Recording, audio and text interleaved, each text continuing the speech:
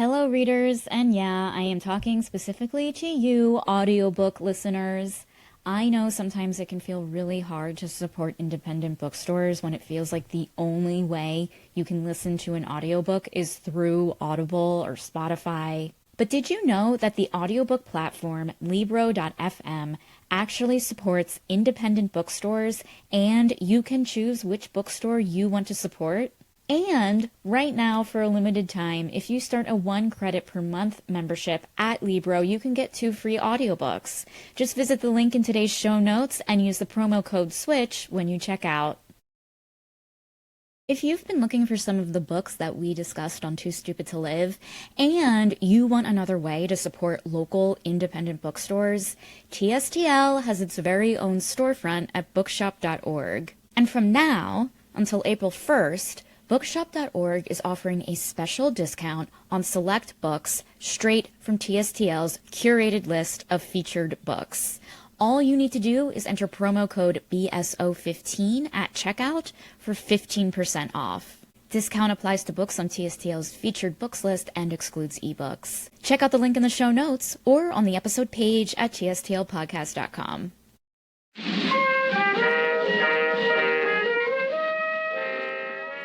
Hello, everyone, and welcome to Too Stupid to Live, a podcast that discusses romance novels usually $5 and under.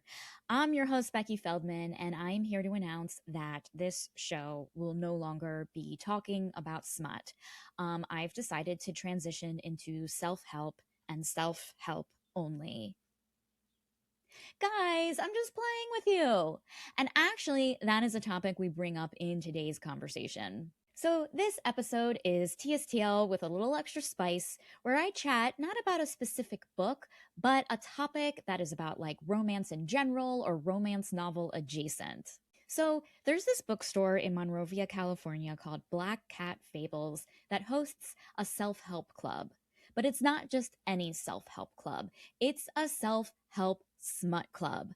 That's right. These members are putting aside the Tony Robbins books, the Stephen Coveys, the Rich Dad Poor Dads, and they're swapping them out for books by Allie Hazelwood, Maisie Eddings, and I don't know, maybe a different book that happens to have the title Rich Dad Poor Dad, but it's like a romance about two sexy single dads, and one's a billionaire and the other one's a writer who like has to interview them for money. But they fall in love. Now that's the Rich Dad Poor Dad I would want to read. So the LA Times did an article on the Self-Help Smut Club. I'll include a link in the show notes. I did some stalking and I contacted the founder to ask if she would be a guest. So I am so excited to have Caitlin Harrison, a marriage and family therapist and founder of the Self-Help Smut Club, here on the show to talk about the therapeutic benefits of reading romance. This is a topic that I am so passionate about. We had an amazing conversation that will make you honestly re-fall in love with the romance genre as if you weren't already in love with it. So please enjoy TSTL with a little extra spice, Self-Help Smut Club. Okay, well, hello, Caitlin Harrison. Welcome to Too Stupid to Live. Thank you. So happy to be here. Thanks for having me, Becky. So basically, I had a Google alert for romance novels, and I saw in the LA Times that you host a I guess a self-help club at a bookstore called the smutty book. Wait, you know the title. Yeah. So it's called the Self-Help Smut Club, and That's it. Yeah. It's right now it's at a bookstore in Monrovia, California. It's a really sweet bookstore called Black Cat Fables. They host a number of community events. They're really cool, like third space. Mhm. And can I launch into like how I Yeah. started it? Let's just Okay. thrust right in. Let's Thrust right in. thrust Yeah. right in. Yes. Mhm. Yeah. Hope y'all are lubed up. But Yeah. yeah, I'm a therapist. I'm a licensed marriage and family therapist. And a couple years ago, well, I feel like I work a lot with like high achieving, mainly women, recovering perfectionists.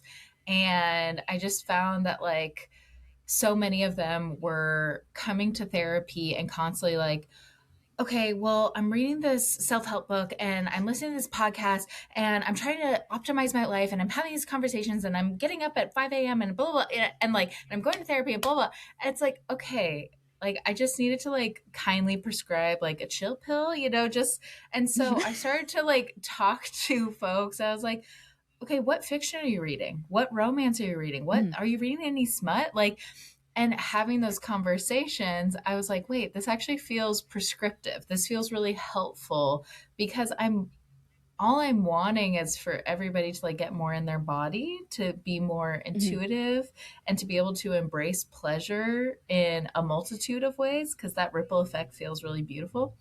So, I think what the onus was, I initially wrote like a blog and I was like talking about how reading smut feels more helpful, more beneficial than reading self help. And then from mhm. there, I was like, this feels like it could be like a book club of sorts, like a therapeutic book club. And so I pitched it to Black Cat Fables and they loved it. And so, um, yeah, and so it has become this sweet little like crew, this group that we get together right now every other month and read a smut book and then get to talk about how it made us feel. And like that feels revolutionary in and of itself. So you just brought up so much stuff that I have like so many Yeah. questions about. Um, um, my first one is, what is it about a smut book or a romance Mm, novel that you find like? What are some specific details that you find more therapeutic than, let's say, a self-help book? for sure. Okay. The great question. So,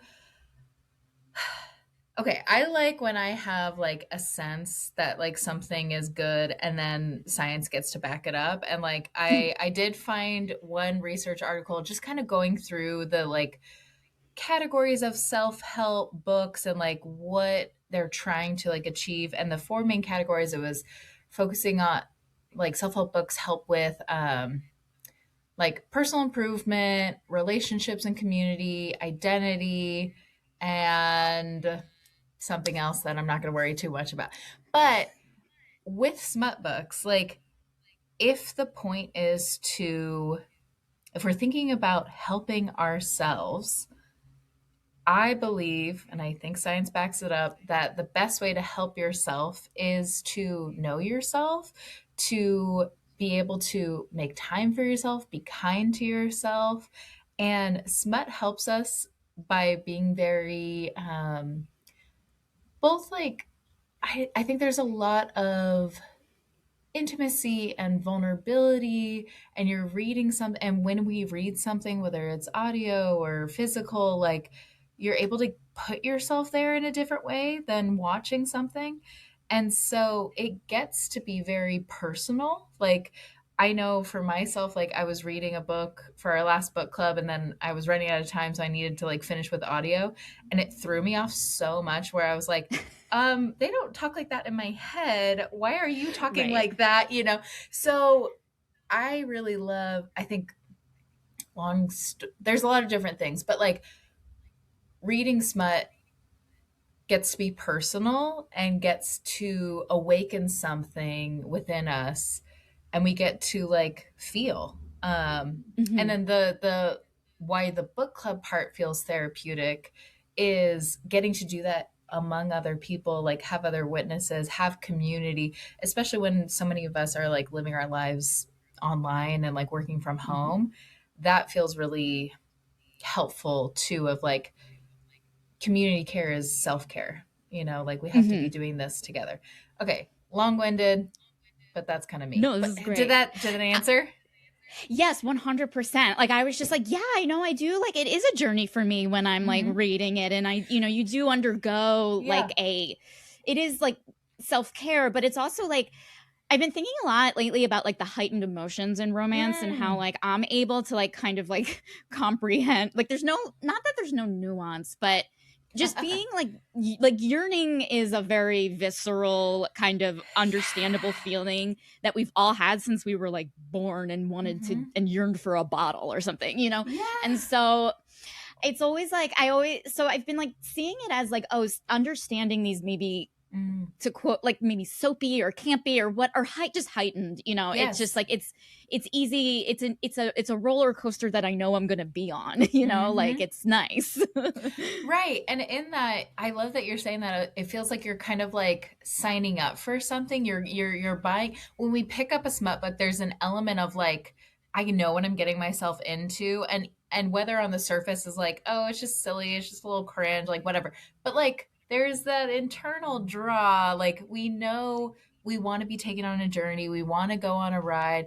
And I've heard you talk about on your podcast of like the beautiful part of like the journey of like we know we're probably going to have a happy ending of some sort, and that also feels really needed. It feels like, I don't know, it's a we're taking a chance towards optimism. Like it feels Mhm.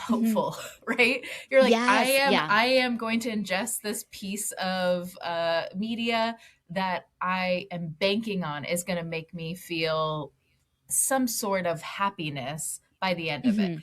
and that feels really lovely. Absolutely. Yeah. Cause like it's interesting because it's like I find sometimes I told myself, I'm like, don't make this a therapy session, Becky. But sometimes I find myself like, I was like, I need a place to put my optimism and I don't know Mm. where to put it. The world sucks. Or you know what I mean? Like, just like No, the it's world does whatever. suck. Yeah, yeah, yeah. We're in fire. We're in a hellscape, and like, yeah, what is the escape? Yeah. Hmm. Mm-hmm. Yeah. So it's like, oh, I have this optimistic energy. Why don't I just put it in a Mm-hmm. book and have an experience for myself? Because like it's almost like having like a sense of control in a way. Yes, absolutely. Oh my God. Like right now, especially, it's like, let's control what we can. And if Hmm. what I can control is for a little bit of my day, I get to participate, like let an author take me for a ride. That does feel really hopeful. And like, hope is a discipline. So like, Mm. truly, I think, I don't know, I feel like this self-help smut club, like it feels powerful to me. I think when I started it, I was like, oh, it is kind of silly. I was like kind of knocking it for myself. But then hearing the feedback and just like seeing people that continue to show up and like are also saying, yes, I want to participate. Yes, this feels important to me. I'm like, hell yeah. Like, I love this. This is great. Yes. So, without like getting into specific details of like Mm, members, what they share, mhm. um, I'm just like curious, like how do the conversations at Self-Help Smut Club differ from, let's say, like not a regular, but like a group of friends who all read a book and they're in a book club? Sure. I mean, honestly, I don't think that the differences are that broad. My role, and I make it clear, like when we do the book club, I'm like, this is not a therapy group. I am a therapist. However, right, you're not consenting to therapy or a support group of whatnot. But I try to have some like community guidelines, making sure, we're not talking over each other, and nobody has to share, like, trying to make it as low pressure as possible. And I do think, and I have honestly haven't been a part of that many book clubs. So I don't have that much to compare it to, but Me neither. Yeah, yeah, I just know the jokes about it. totally, totally. So Yeah. I'm sure this comes up in other ones, and I don't know if it's just like the container I'm hopefully like providing, and also the content, like with it being so personal, like smut being intimate. I think it does bring up, people are pulling on their own experiences in the discourse. Like that Mhm. is what's happening. And I want that to happen because that feels like the best way to make it worth it, have more of that personal exploration happening of like, okay, you're talking about like kind of the hyperbolic heightened emotional experience. It's like, okay, how can we like draw from this? Was there even, I love like when our conversations divulge into like things we really didn't like with the book, like things Mhm. that did not end well. I won't blast an author. Like there was one book that we collectively were like, oh wait, we all hate this, and that actually felt really exciting, and we got to talk about what Mhm. we don't like, what we would have, and then it got to go on a different journey within the group, right? Of like, how would we have done this differently? And that creativity and imagination process Mm. also Mhm. feels really healthy, beneficial, like also part of the hope building of like, can we imagine something else? Like that Mhm. feels cool. Yeah. Yeah. Like without going into like specifics of the book you just like referenced, but like can you like I'm like trying to like picture like how it looks in Mm. my head, and I'm just like, is there like a specific was is there a specific book that kind of like sparked this kind of thought, or kind of that just like sticks out to you of like, oh hey, remember when we Sure. talked about this and we discovered this, you know? Yeah, yeah. Hmm. I know. I again, I won't the book that we read that like so far we've only met 4 times. So this is still like Right. baby group. And so um Hmm.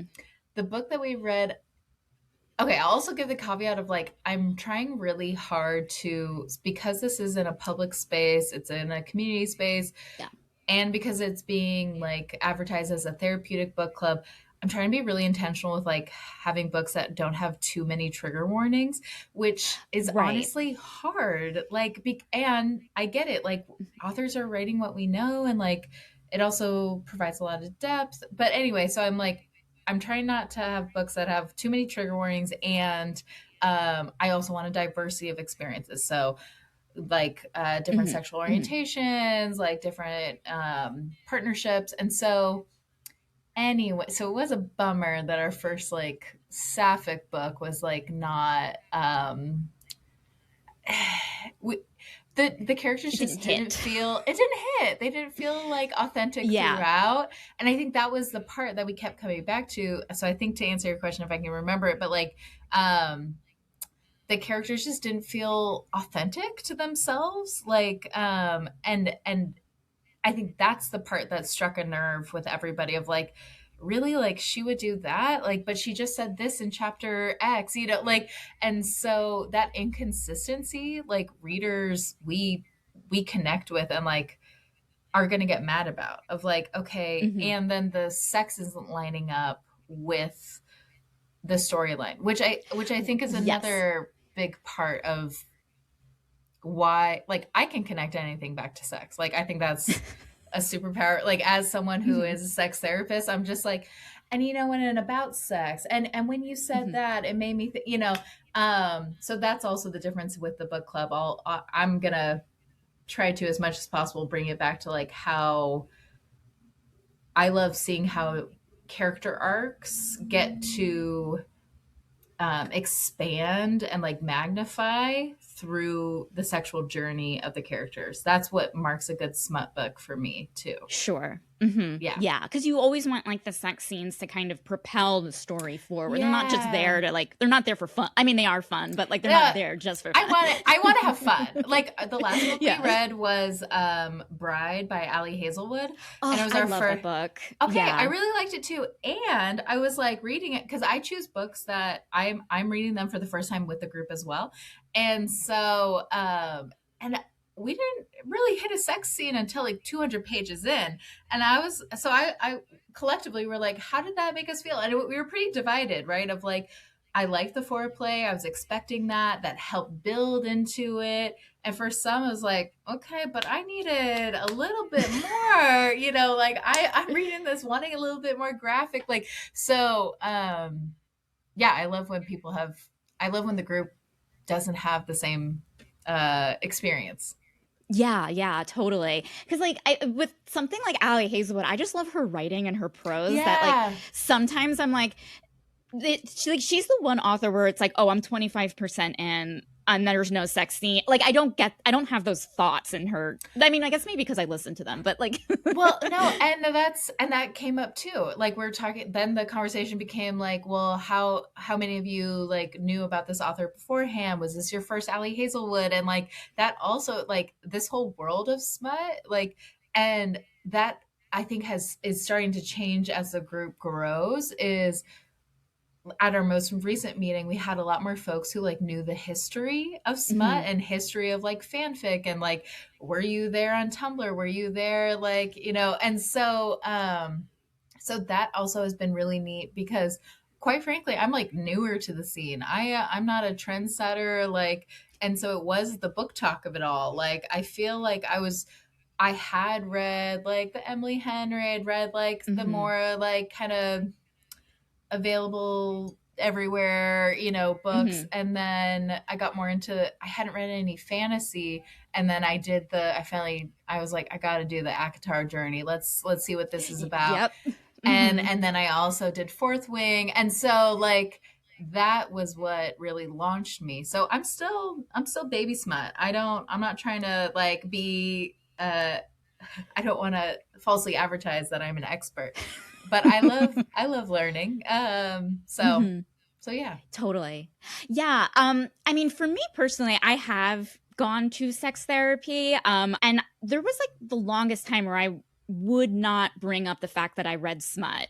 And I had this like Yeah. weird disconnect. And I've actually seen two sex therapists. One was like, Okay. tell me everything. The other one was like, well, let's unpack this. And I was like, uh okay. And so it was just like interesting because for me, and I'm curious, I wonder if I'm representing maybe other people too, of like, I don't want people thinking that like, okay, here I am in sex therapy. I do like, I would like to use this service. I don't want people thinking that like, oh, am I using smut as like a crutch or something, as like a fake mm, boyfriend? Do you know what I mean? mm.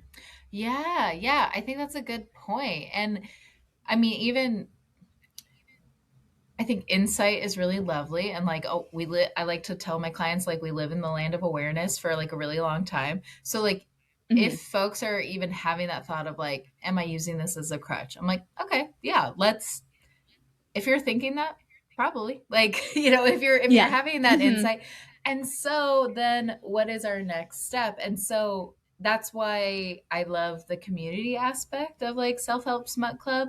It's people getting together to be like I think that the most beautiful human experience is to be like, oh my gosh, you too, oh my god, like Hmm. that's Yes. comedy does that really Hmm. well. And then also it's just like that's like the inner child energy, right? Like Hmm. when kids are on the playground, that's how they make friends. They're like, oh, you have a blue truck too, oh my god, we're best Yeah. friends.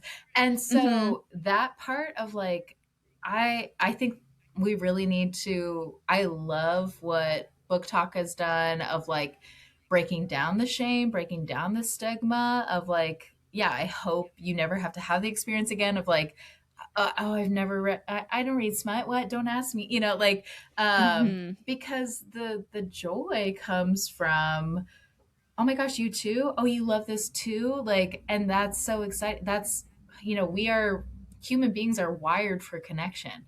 And so reading Right. can be a very isolated experience if you let it, but smut is Mm. already community. And so it just takes like a little bit of effort to jump in a little bit more of like maybe starting with some discourse online, and then maybe we're bringing it IRL, right? And like Hmm. then Hmm. then it feels bigger. Hmm. Totally. Mm. Yeah. You were talking about how like you work with clients, or like one of your focuses is like perfectionism recovery. And I find that at least in like a lot of romances that I've read recently, that are a lot of female main characters are within or going through a similar journey that I'm kind of Mm. seeing of.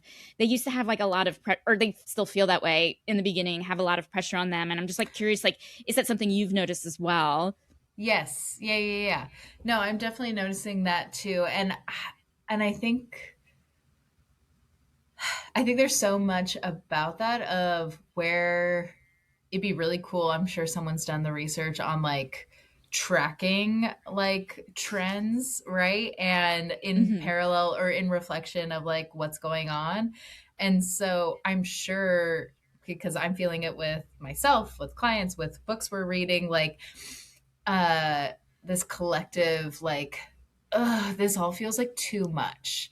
And I think there's a lot more generational work being done with like people around our age of like, hey, maybe we don't have to do this anymore. Like maybe we don't Hmm. have to do what was prescribed, or participate in the ways that have been expected. And so yeah, there is, and I know authors in every genre, but like smut specifically, we're writing out something, right? Like we're trying on for size. Like, what would it be like to shirk my responsibilities? What would it be like to say like F this and like not have to worry about you know, yeah, Hmm. yeah.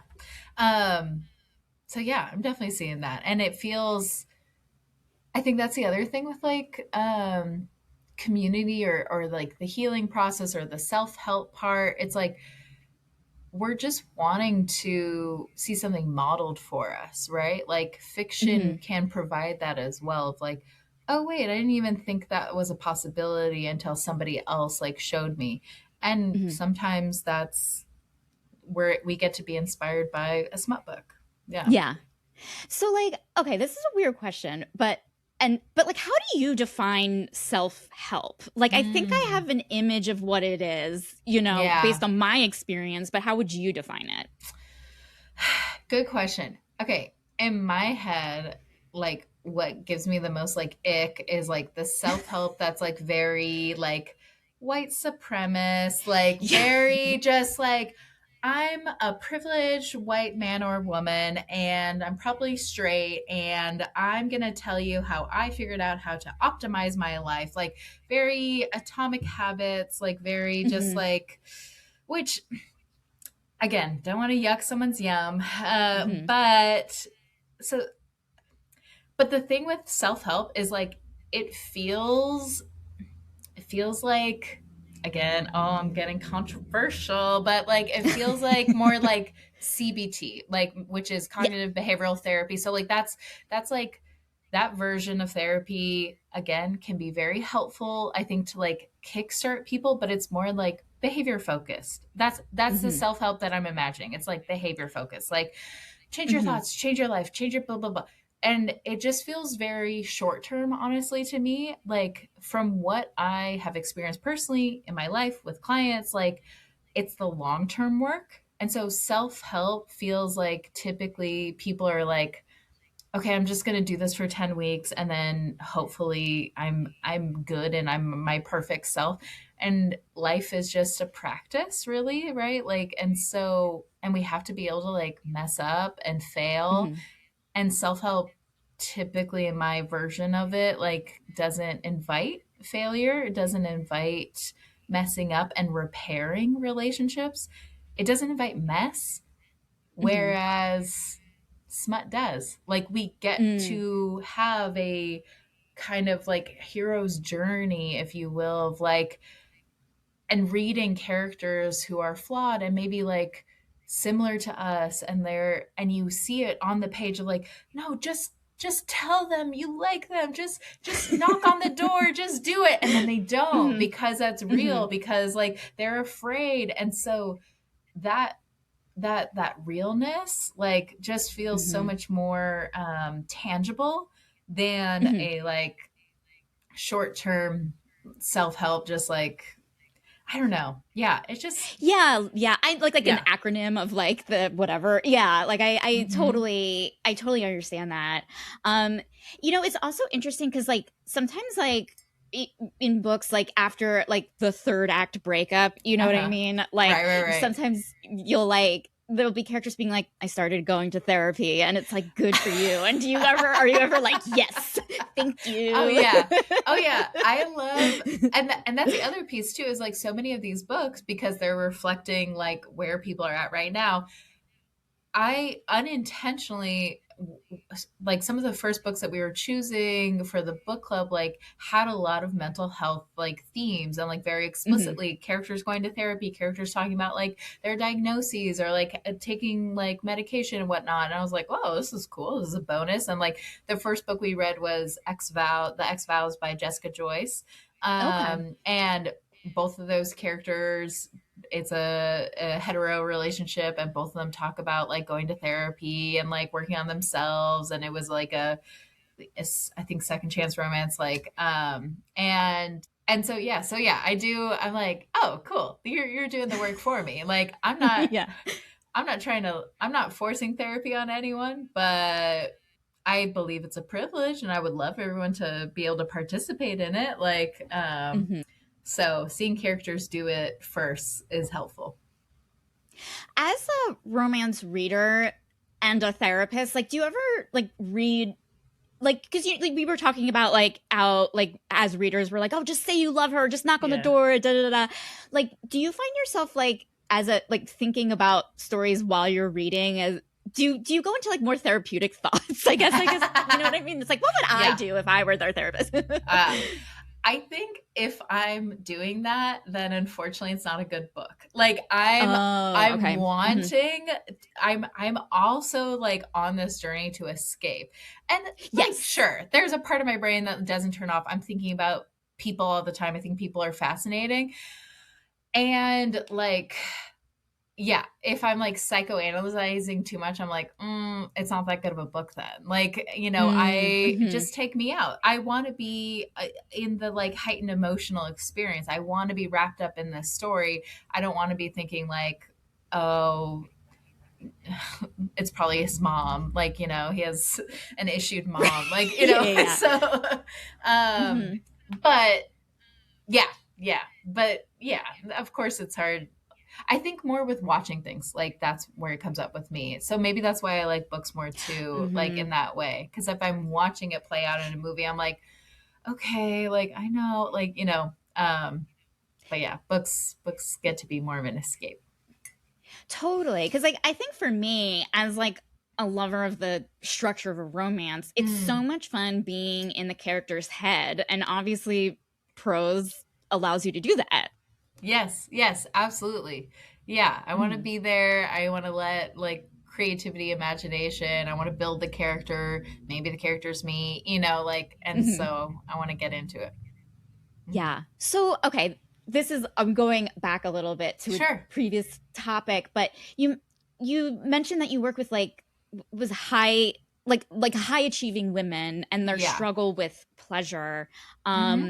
Can you like talk a little bit about that and maybe because again, that I think that is something that we do see in character journeys in a lot of well, in most actually in all of Yeah, them, I just characters know. who have their life but maybe struggle with pleasure. Mhm. Talk about that a little bit more. Yeah.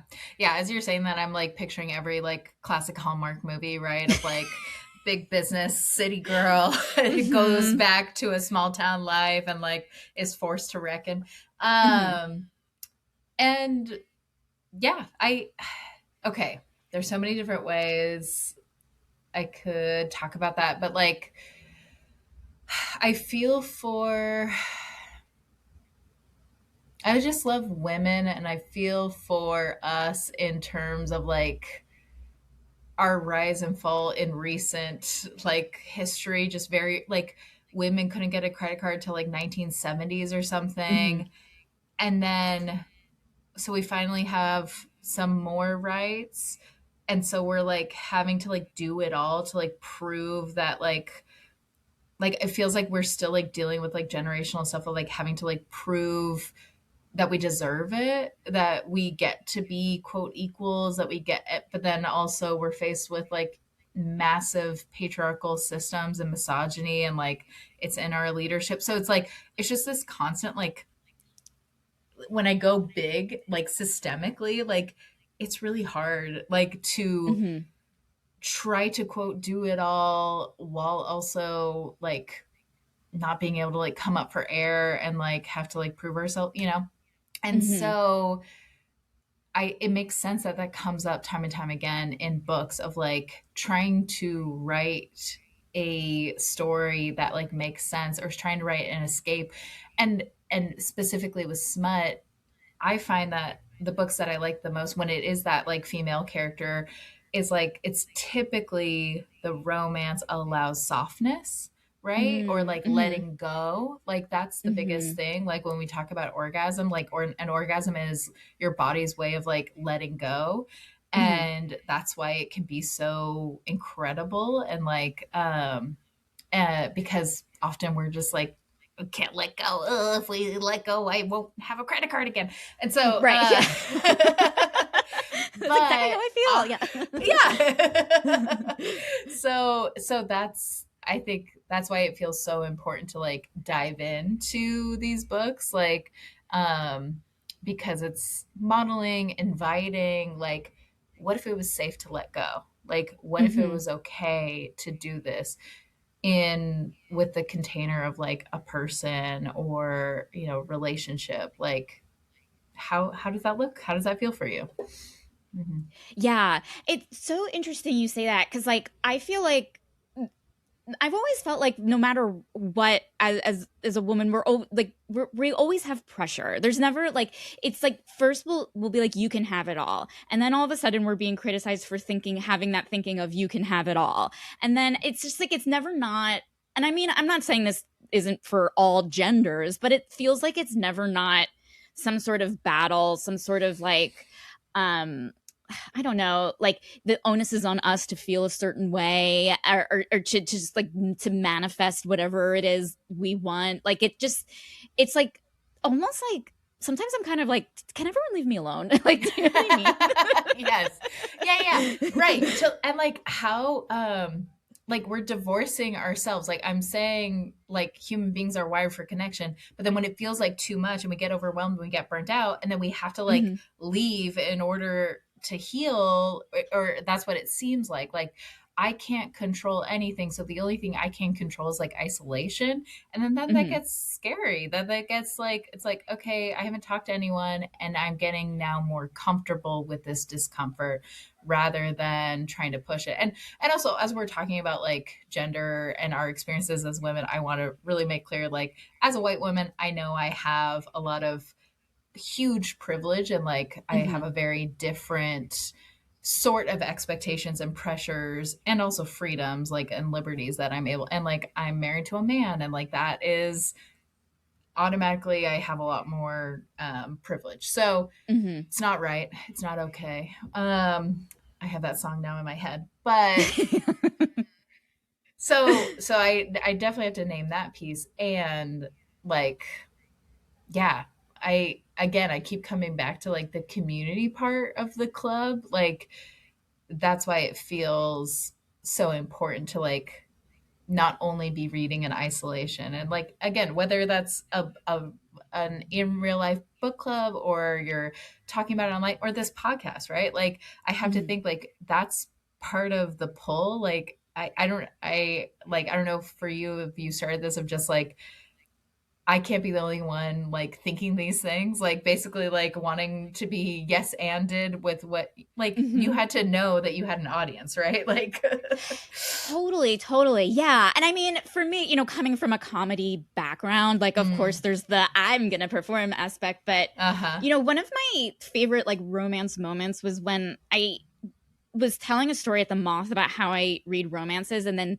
afterwards, seeing so many people come up to me that I never would probably talk to, pulling out their Mm. phones, showing their Kindle, and just seeing the weird, I mean, weird, I Oh, love all the weird stuff, but yes, just yes, seeing them yes. scroll through weird stuff. And I'm like, Yes. it's like an incredible moment. You know what I mean? Oh my And God, I that's have kind of what I love. chills. I have chills. Like, yeah, absolutely. I love that. Again, it's the like, oh my God, like, let me show you my weird shit, right? Like, we are all just little kids of like, look at this little rock that I found. And it's like, and so now the Hmm. rock is like, you know, sentient object porn, you know, like whatever. Like, Yeah. and how Hmm. cool. I love that. Yeah. It's interesting because like I feel like we're talking a lot about like, oh, like when we're kids, and Mm. and like I'm thinking a lot about like like play lately, and how like I don't know, like I found the new Wuthering Heights to be very of playful Yes. adaptation, and it's Yes. like, oh, like it feels like romance is a lot, or and kind of being in the community of Mm. romance is, there's this play involved, but at the same time we're like, these are adult topics. Yes, yes. Oh my gosh, I could go on, like that could be my a TED talk. I have many, but play, like when sex is good, it's play. Like Hmm. because there should be no like mastery around sex. Like it gets to be practice. We're never like saying like, oh, this is it forever, because then we would be fighting against our bodies, because our bodies change. Like, Mm-hmm. talking about being a woman, we are on a cycle that where our bodies are changing, our hormones are changing every single day. So we have to hopefully accept that, like do that work of accepting, so that we can also have permission to play with like how we're doing right now. And yes, Mm-hmm. what these books, what I saw Wuthering Heights that I really loved. I was like, oh, this is very like artsy and like not artsy. That's not even like, it was very theatrical. Like, and Yes. that, Mm-hmm. and I Mm-hmm. liked that. And like, and the playful part is exciting and engaging. And I think I always kind of stumble on how to talk about playfulness, sex, and like being a kid, because I Mm-hmm. understand obviously that could feel problematic, but Mm-hmm. good sex makes you feel like a kid. And like, and yeah, so there's like more I could, I don't know. Yeah, I do stumble on Mm-hmm. it, and I'm like, that's what it is. Like, Right, right. Yeah. Because I know what you're saying. Like, there's a freedom as it, like, when you're a kid and you're playing, there's like a level of freedom. yeah. And there's like, we want to bring back that freedom in our Yes. adult life. So it is like, I kind of understand, like, oh, well, I don't want to associate it with childhood, but it Right. is something that, like, there's nothing like being free in your body and, or, Yeah. just having no pressure and all that stuff. So yeah, I totally, totally get it. Absolutely. And like, and those parallels of like the freedom that we, if we were able to experience freedom in childhood and freedom in play, it typically it meant that we had safety in some way. So like, Yes, yes. my parent is over here, they're watching me. I'm in my backyard, that feels very safe. I'm at a park, it's with people I know, whatever. Like, but there was safety. And so I think that also, those that translates very easily to sex now as an adult, of like, okay, I have to feel safe. I have to feel safe. So for some people, it's like I have to feel safe, like in my bedroom. And like knowing that like things are a certain way, but also it's safety with partners. It's security with partners. Of like, does this person make me feel safe enough to take risks? The risk of letting go, the risk Mm-hmm. of, being a kid, like because it can be Mm-hmm. feel very risky. And so, yeah, safety and security, I think we also see that that's the part in the books, right? Like we're tracking with the characters of like, oh, they don't feel safe yet. They, even though Mm-hmm. their partner, the person interested in them, is telling them, I'm here for you, they, because of what they've gone through, they don't trust it yet. They don't feel safe yet. So they can't quite like go there. Um, which feels very true. Like that feels very real.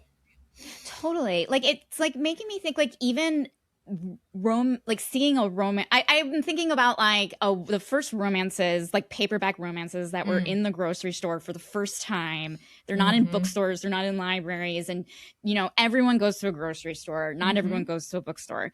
Yeah. You're shopping, da da da, and then you see this book with like Fabio on the cover, and like or whatever Uh-huh. happened in the 70s. And and you're just like yeah, it's like a jarring thing to see, but like Mm-hmm. also like it's like, oh, this is here, oh, this is safe, like, oh, Mm-hmm. this is something for me to read, I'm allowed to read, and it's safe to Right. read. Totally, totally. Yeah.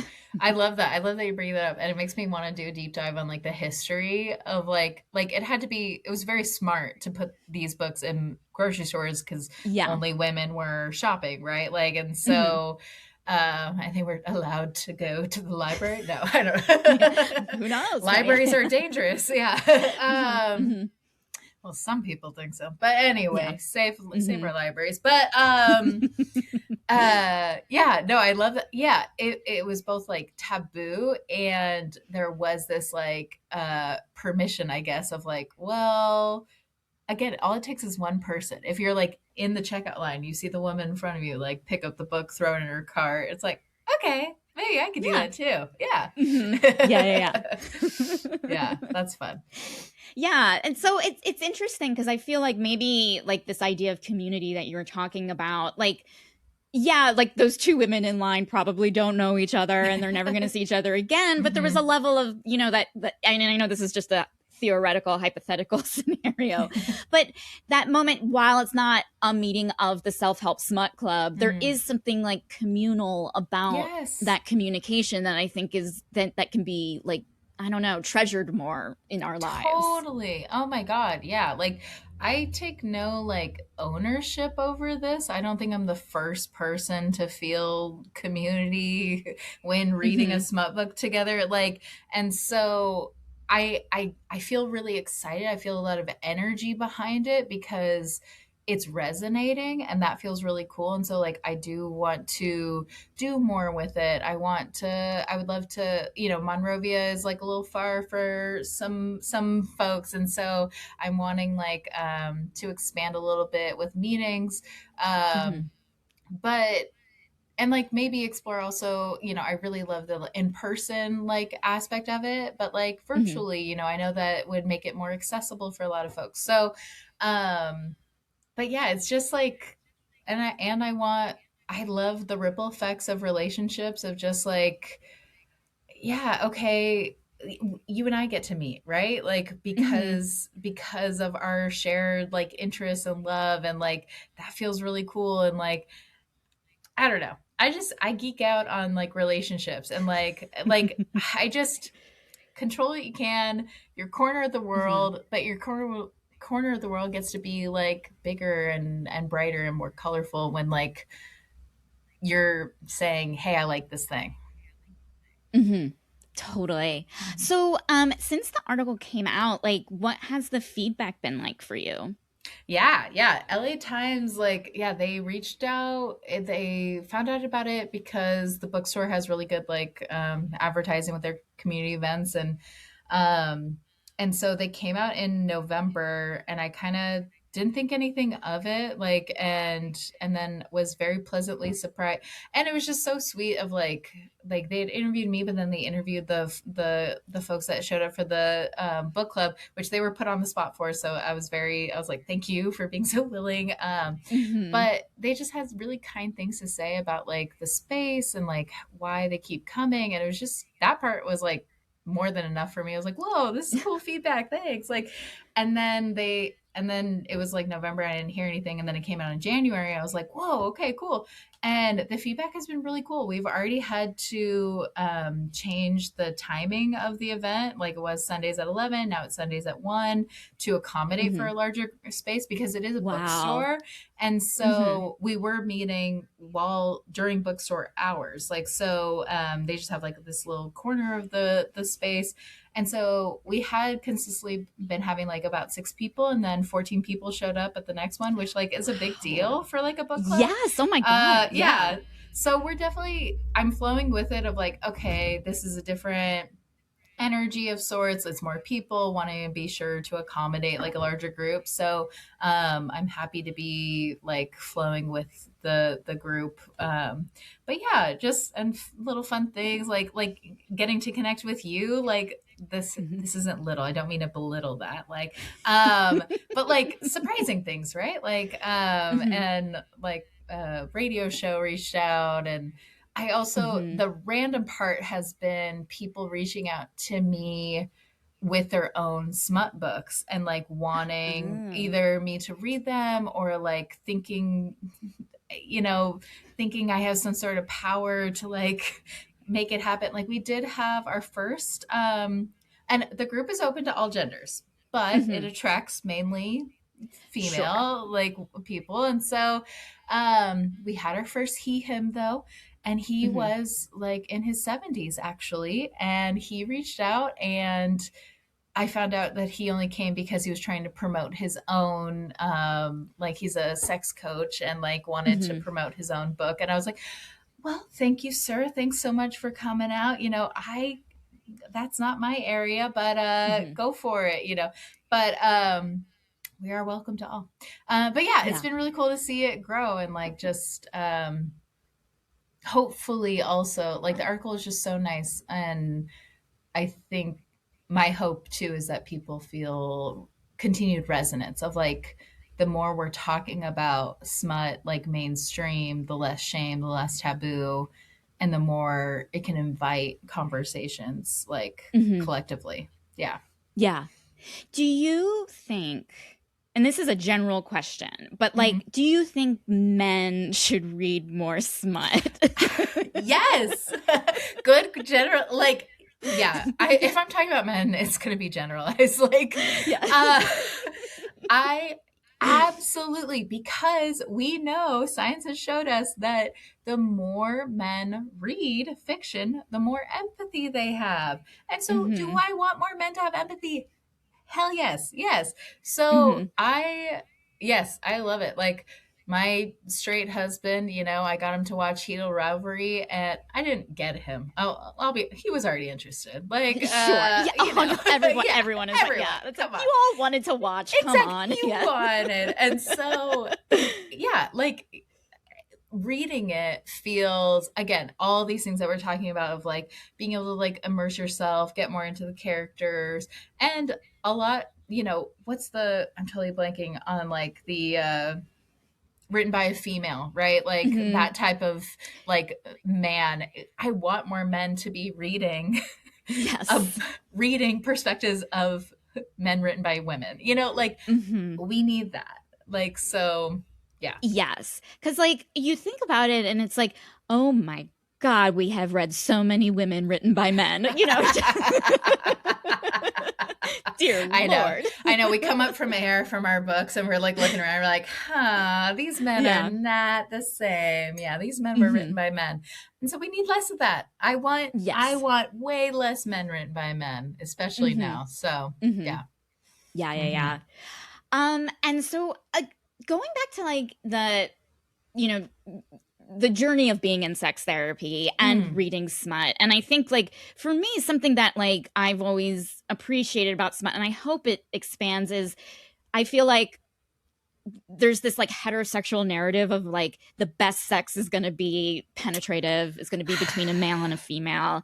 And so like Hmm. noticing it like like have you like seeing that like that's not necessarily the case within smut, Hmm. um is that something you find yourself like bringing into, like, I mean, obviously without getting into specifics, like is that an ideal that you bring into your practice, I guess? Oh, absolutely. Yeah. I know a good part of my job includes like sex education, and so it's just like also like prefacing and making very clear that sex is can be defined however you want. Like Mm-hmm. sex for some people is holding hands. Like that can be the most like intimate thing. Like sex is it's play, it's mindfulness also, like really good sex, and good being a term meaning like sex that's enjoyable and safe. Um, Good sex is it has to include like mindfulness of I'm noticing where I am, I feel grounded. That can be really hard after experiencing trauma, but like that hopefully is what we're working towards. So I work with both individuals and couples, and like with I also, so I'm a sex therapist, and my other big focus is religious trauma, and then that it tends to include recovering perfectionism. It's like this beautiful Venn diagram, uh, and so working with a lot of folks around redefining sex for them because of religious trauma. Like, okay, I was told sex is this, which is typically penetrative, but now let's use creativity, let's use imagination. Like, what is sex for you? And like, yes, we have to include queerness in that conversation. Work with a lot of queer folks. And so okay, you were told it was this, but now what is it? Right. And so, and I'm always wanting, yeah, foreplay to be way more of a priority, way more part of a conversation. Um, and with couples, I talk about like redefining sex specifically. A lot of couples who are coming to like work on like issues around sex, it's typically like, we're bored or one of us is wanting to explore more. And so I'm like, okay, let's redefine it like for the both of you. Let's make sure this relationship, the container of the relationship, is holding enough space to explore together and make a like united definition, hopefully, of like what sex is for you two, because that can still be really generative. Like I'm there to like provide. It's an interesting dance because like when we're talking about safety, like boundaries are part of that. I have to like provide some like bumper like rails, but within that there gets to be expansion and exploration and yeah. Am I talking too vague or does that No, track? Okay. I'm actually like loving this because like it's it's something that like I imagine that a lot of like I'm a millennial woman and like I'm feeling it's something that we're all kind of, a lot of people are not coming to terms with, but just like embracing of like, well, okay, like a lot of like how we define the narrative like around sex wasn't defined by us. It was defined by a third party. And it's like, well, what if we can define it ourselves and figure out like, well, what, and not even look at it like like climbing a mountain anymore, if that makes any sense. Exactly. Yes. No, because let's talk about it. It should be about like women are able to have like unlimited orgasms. I'm forgetting the actual technical term. Of course, it's slipping from my brain. But like oh my God, why would we let men who are only their refractory period is so much shorter? That's the term. But like we don't have a refractory period. We could have as many orgasms as our body is able to have. Like, why would we let the man whose refractory period is so short, like, so he orgasms, climaxes, and then we have to wait or what? Like that storyline is so boring. Like, so, yeah, let's invite a different conversation and hopefully let a more typically female or queer like voice like have that conversation more of like, okay, what feels good and how, like, I love all the stereotypes of like lesbian sex, right? Of like, yeah, we started having sex and then, we were still having sex and it was 3 days later, right? Like, it's like, because like that's what we could be talking about here, like, so, yeah, that's also like just a side and collective note of like, that's why it's important to talk about sex, like not in a shaming way, but like I love gossip, and gossip is just information sharing, right? And so it's just like permission of just saying like, oh yeah, we did this thing, I did this thing, and then you get to be like, whoa, can I do that thing? Oh wait, let me try it. Like, and so that's why I think it's important to talk about sex and see all kinds of sex and read about all kinds of sex. It's so funny because like I feel like right now my mind just went to the concept of like openly talking about consent and like saying, is this okay, is that okay, and how I feel like with like heated rivalry I've been noticing like people who may not have immersed themselves in the genre before being like, whoa, the way they talked about consent, almost to like the surprise is almost as like them being like a sex swing consent, you know what I mean? Like it's just like, this is huge. Yeah. I know. I hate how groundbreaking it is. Yeah.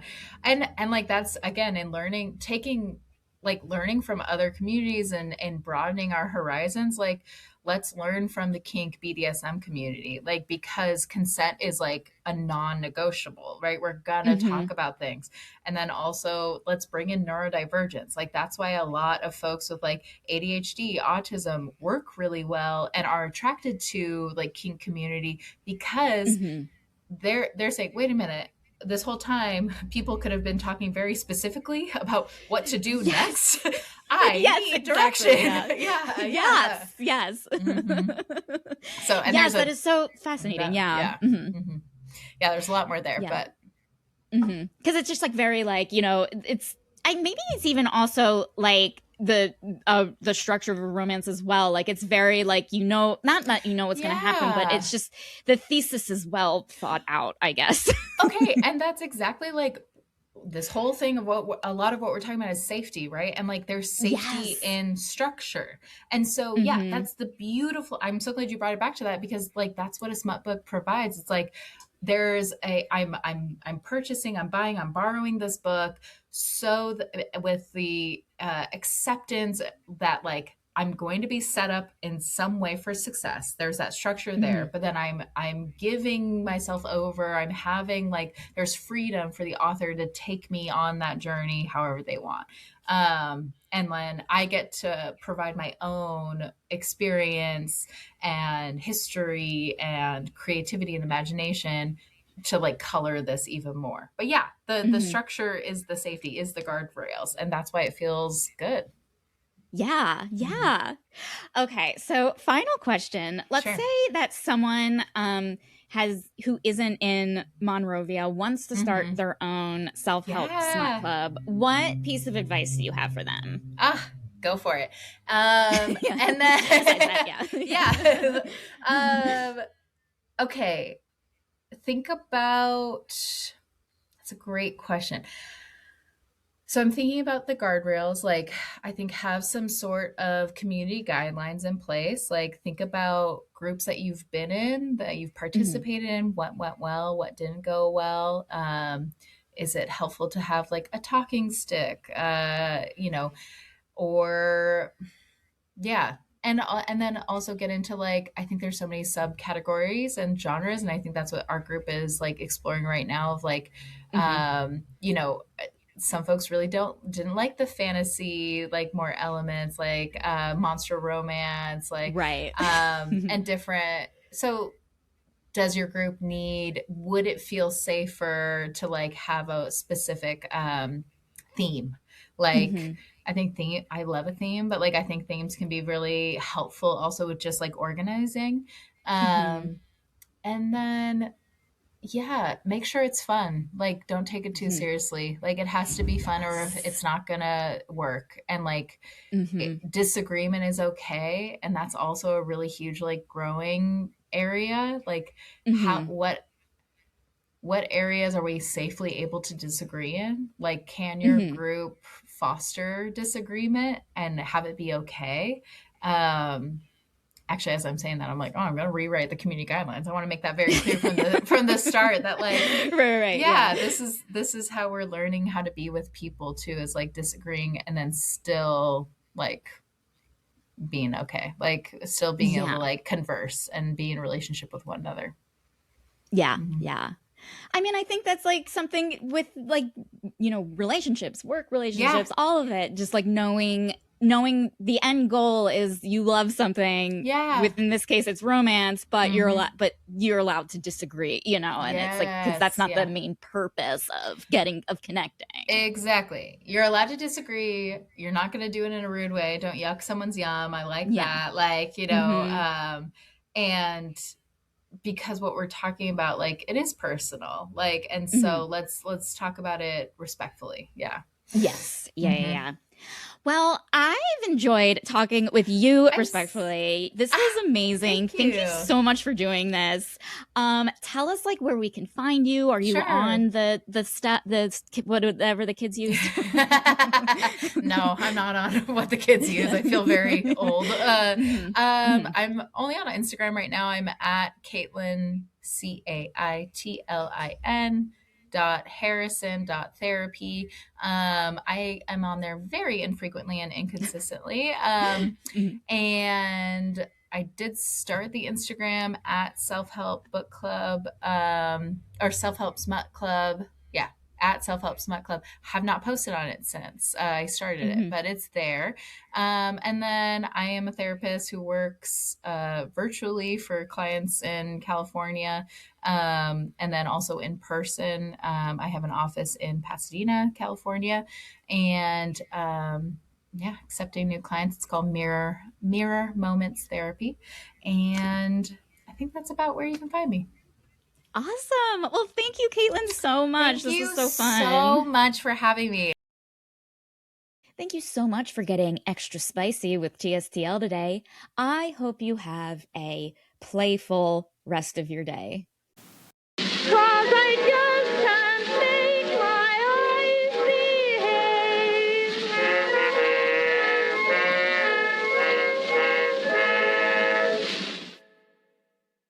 Hey, TSTL listeners, if you're a fan of the show and if you are like really rich to the point where you're able to throw in a little bit of financial support by TSTL a happy ending at buymeacoffee.com/TSTL podcast. Each happy ending costs $1, which all goes to support the show.